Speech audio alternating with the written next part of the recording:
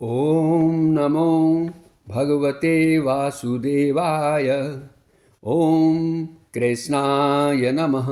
हरे कृष्ण साथियों, आज हम भगवत गीता का अध्याय 3 शुरू करने जा रहे हैं। इसमें कर्मयोग का विस्तार से वर्णन किया गया है।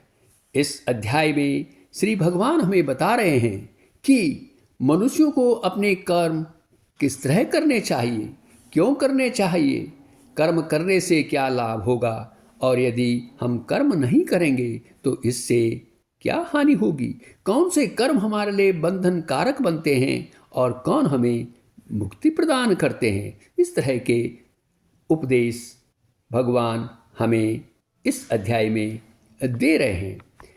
अब करते हैं व्याख्या इस अध्याय के प्रथम श्लोक की। अर्जुन इस श्लोक में भगवान से क्या कह रहे हैं, सुनिए यह श्लोक। ज्यायसी चेत कर्मणस्ते मता बुद्धिर्जनार्दन तत्किं कर्मणि घोरे मां नियोजयसि केशवा।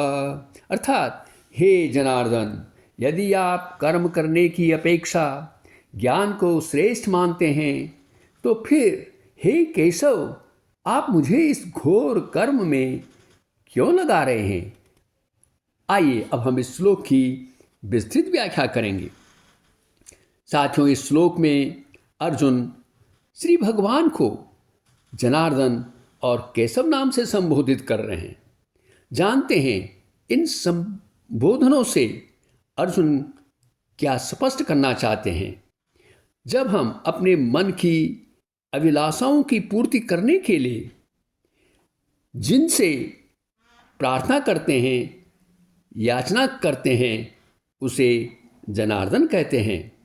भगवान सभी की याचना पूरी करते हैं। इसलिए यहाँ पर अर्जुन यह भाव व्यक्त करना चाह रहे हैं कि भगवान उसकी याचना को भी पूरा करेंगे। दूसरा संबोधन यहाँ पर केशव है।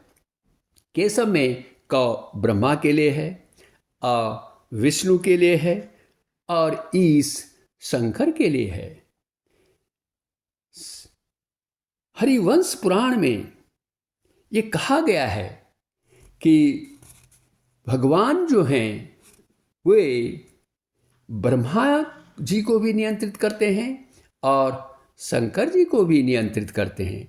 इसलिए अर्जुन यह भाव व्यक्त कर रहे हैं कि आप तो सर्वशक्तिमान हैं, सर्वेश्वर हैं। जब आप ब्रह्मा जी को और शंकर जी को नियंत्रित कर सकते हैं तो मुझे भी नियंत्रित कर सकते हैं और मेरा भी आप कल्याण कर सकते हैं। साथियों, इस श्लोक में जो अर्जुन का प्रश्न है भगवान से वो यह है कि यदि ज्ञान कर्म से श्रेष्ठ है, यदि ज्ञान कर्म से श्रेष्ठ है तो आप मुझे इस भयंकर युद्ध कर्म में क्यों लगा रहे हैं। अब प्रश्न यह है कि क्या भगवान ने अध्याय 2 में ज्ञान को कर्म से श्रेष्ठ बताया है। भगवान ने सबसे पहले अध्याय 2 में अर्जुन को आत्म तत्व का ज्ञान दिया। यह ज्ञान इसलिए दिया गया कि वह शोकग्रस्त था। उसका शोक दूर करने के लिए उसे आत्मा और शरीर में भेद बताया गया। इसके बाद भगवान ने अर्जुन को स्वधर्म का पालन करने के लिए कहा। अर्जुन क्षत्रिय है और उसका धर्म है युद्ध करना। फिर भगवान ने अध्याय 2 के श्लोक 39 में अर्जुन से कहा कि मैंने यह बुद्धि तुम्हें सांख्य के विषय में कही है, तुम उस बुद्धि को कर्मयोग के विषय में सुनो। और अर्जुन से समता बुद्धि अर्थात समभाव से कर्म करने के लिए उपदेश दिया। इसके बाद अंत के 18 श्लोकों में भगवान ने अर्जुन के उन 4 प्रश्नों का उत्तर दिया जिनसे वह स्थित प्रज्ञ अर्थात जिसकी बुद्धि परमात्मा में स्थित है उसकी पहचान कर सके। भगवान ने कहा कि स्थित प्रज्ञ व्यक्ति अपनी सभी इंद्रियों को संयमित कर अपनी चेतना को मुझ में अर्थात भगवान में स्थिर कर देता है। इंद्रिय विषय उसके मन को विचलित नहीं कर सकते। वह समस्त भोग कामनाओं का त्याग कर देता है और ममता तथा अहंकार रहित हो जाता है। इस तरह वह ब्रह्म में परम तत्व में स्थित होकर भगवत धाम को प्राप्त होता है।